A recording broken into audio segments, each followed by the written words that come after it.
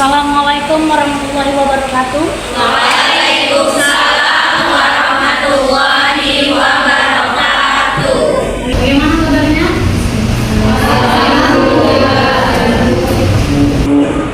Baik, sebelum memulai perkuliahan, ada baiknya kita berdoa. Dipimpin oleh Osma, ada atau siapa salah satu? Abang? Mungkin? Ya, silakan ya, Abang.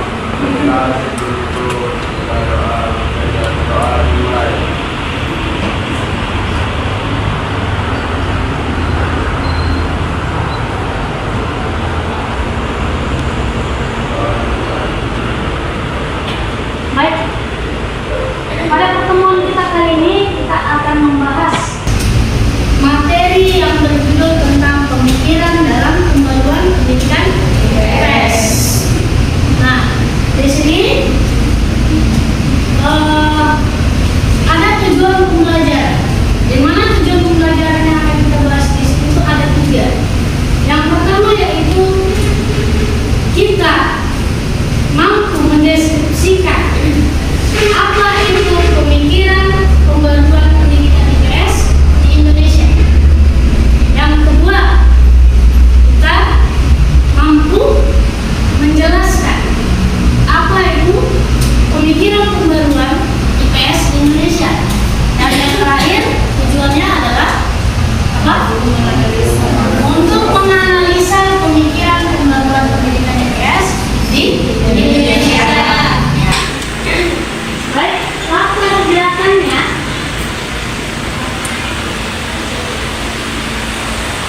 Baik, latar belakangnya di situ adalah adanya dinamika sosial. Ini latar belakang, maksudnya mengapa kita harus mempelajari pembaruan tadi ini, pemikiran pembaruan pendidikan IPS tadi di Indonesia. Yang pertama yaitu adanya dinamika sosial. Jadi setiap zaman berganti akan ada perubahan. Ya. Lalu yang kedua ada reaksi atas masyarakat. Dengan perubahan itu akan menimbulkan yang namanya reaksi. Ya kan?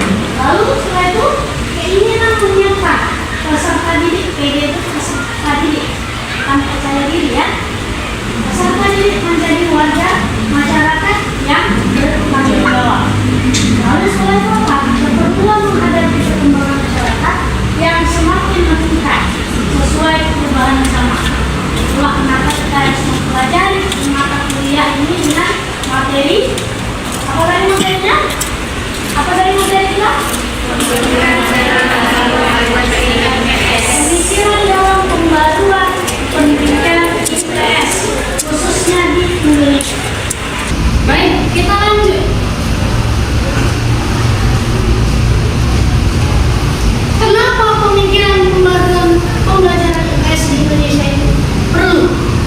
Pertama, adanya pembaruan kurikulum pembelajaran.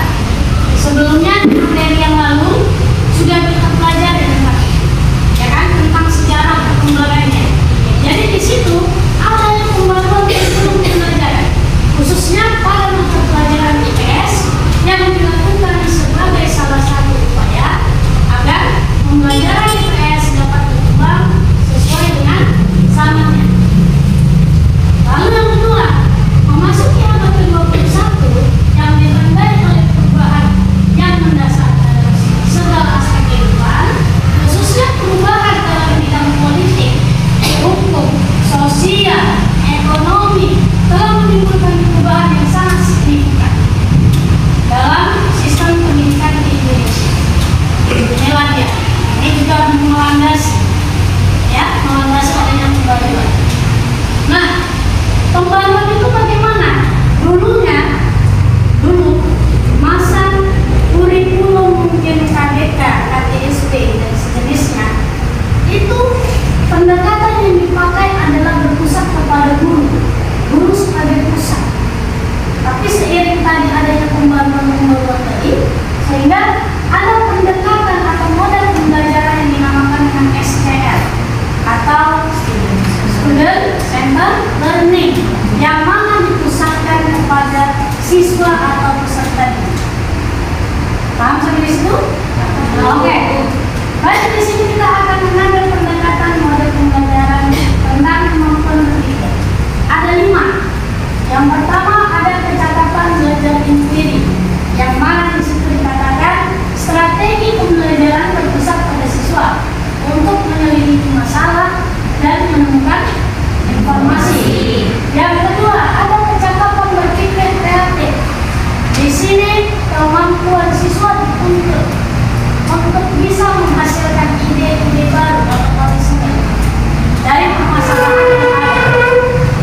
Lalu yang ketiga apa? Ada kecakapan berpikir kritis. Kemampuan untuk mempertimbangkan informasi, argumen, dan bukti secara objektif dan kritis. Lalu lagi, ada keterampilan memecahkan masalah atau disebut sebagai problem solving.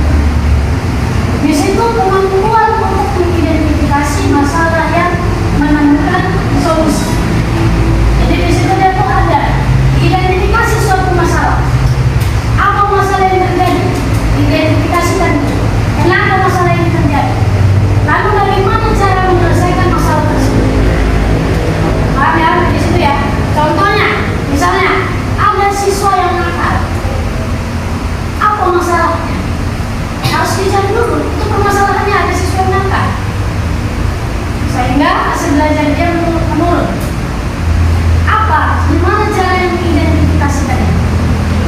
Apa saja penyebab? Lalu bagaimana cara solusi? Itu dia. Lalu habis itu apa? Ada proses pengambilan keputusan. Di sini metode untuk mengumpulkan informasi, menilai, dan mengambil suatu keputusan. Berarti kalau ditanya ada berapa pendekatan dan model pembelajaran dari STL? Ada berapa? 5. Lalu next selanjutnya, ini adalah contoh dari TCL. TCL tadi apa saya bilang? Teacher, atau disebut sebagai pembelajaran yang berpusat pada guru. Kalau kita sebagai guru banyak berbicara, otomatis siswanya akan untuk apalagi IPS. Ya. Lalu selanjutnya ada contoh STL. Hari ini adalah pusatnya di siswa, berarti siswa yang lebih aktif. Inilah dia. Salah satunya dibentuk kelompok. Oke? Nah, jadi saya sebelum memberikan tugas kepada kalian, ada yang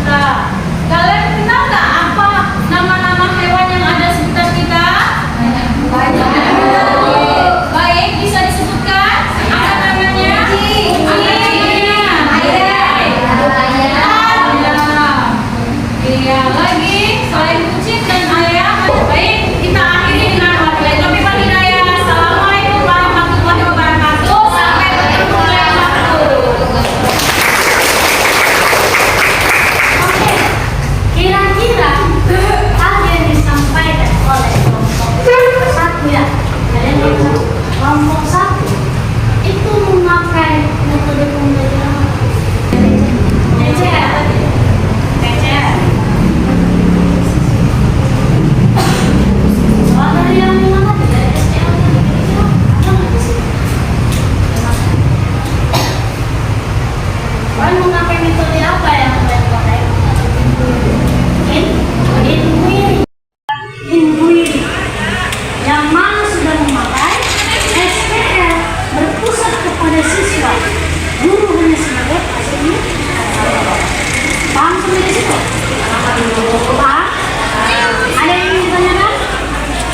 Oke. Kalau memang sudah paham, ya, kalau sudah paham, saya minta kalian nanti membuat satu review jurnal mengenai materi dari yang kita bahas tadi. Ya, tentang pemikiran dalam pembaruan pendidikan IPS di Indonesia. Dan review jurnal sesuai dengan modelnya. Ya, baik, saya rasa kalau memang tidak ada yang ingin ditanyakan, ya, sampai bersimpah kemudian kita kali ini. Semoga kita diberikan kesehatan selalu, bisa menjaga diri, dan ya, aktivitas kita semuanya berjalan dengan lancar. Kemudian saya ucapkan terima kasih kepada kelas semester 3 PGFI C, FEB, yang best ya. Baik.